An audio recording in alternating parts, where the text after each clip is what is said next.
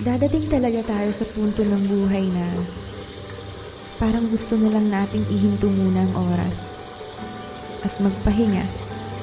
Pero wala tayong ibang pagpipilian kundi ang magpatuloy na lumaban. Walang mangyayari kapag hihinto. Di uusad kapag susuko. Kaya sa nakakapagod na pahina ng buhay, minsan ang kailangan mo lang ay kaunting tulak, kaunting hakbang, at konting ngiti. Dahil sa kabila ng lahat, alam mong may hangganan din ang lahat. Pero di talaga maiiwasan na gusto mo nalang sumuko. Dahil nga kahit na anong pilit mong bumangon, sa kay tagal na panahon, di mo pa rin alam kung saan ka paroroon. Ilang mga kasabihan ang naubos, kasabay naman nito ang iyong pagkaubos. Ilang kabanata ng napagdaanan, hanggang ngayon, parang wala pa ring papupuntahan. Kung sa lahat ng aking nabanggit, isa ka sa nakakaranas nito sa kasalukuyan, gusto kong sabihin sa'yo na ganyan talaga ang buhay. Minsan dadalhin ka nito sa itaas para ipakita sa'yo na lahat ng gusto mo pwede mong marating.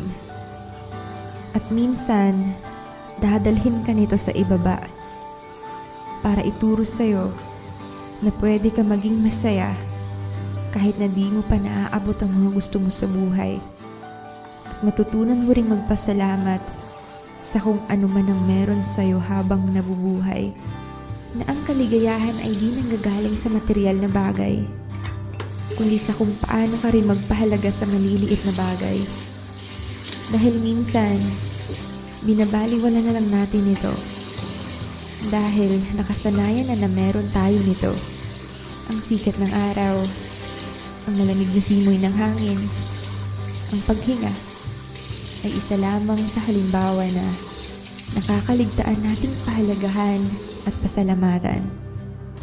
Dahil aminin natin, mas napagtutuunan natin ng pansin ang mga bagay na gusto nating abutin at nakakalimutan natin ang mga bagay na meron na sa atin.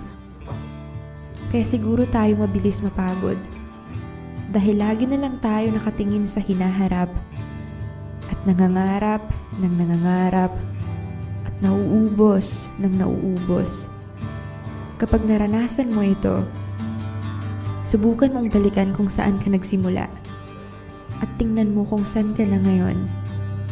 Tiyak masasabi mo ang katagang, ang layo ko na pala.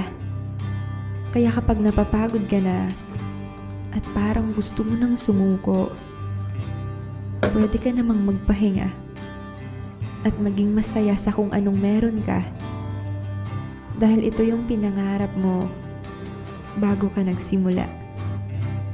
At gusto kong ipaalala sa'yo na malayo pa, pero malayo na. Kaya mo yan.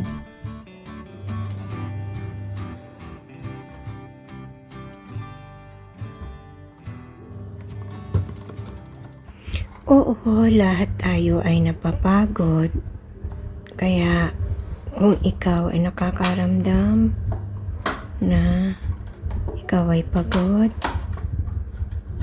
pwede ka naman magpahinga muna. Magpahinga at huminga.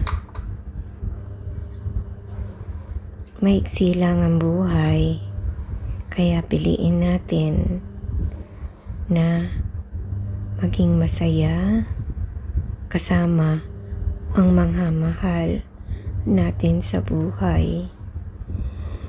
Hindi lahat nakukuha sa material na bagay ang ating kaligayahan. Kaya mag-pause ka muna pag ikaw ay napapagal. Ako, kung tutuusin, mas masarap ang buhay ko dyan sa Pinas. Pero kailangan kasi ko dito ni Brent dahil kailangan yan ng makakasama sa buhay. At sinabi ko rin sa sarili ko na siguro talagang ito ang aking kapalaran. Sino nga ba ang makakapagsabi na ako ay makakarating dito sa Down Under, Australia? Nagpapasalamat din ako sa Panginoon na binigyan niya akong tsansa na makarating dito dahil nagkatsansa akong makapagtrabaho,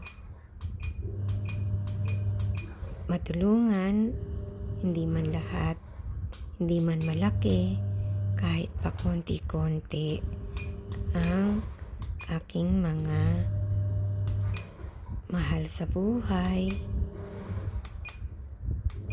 ang aking kaibigan, at minsan nakakaabot din sa mga nangangailangan.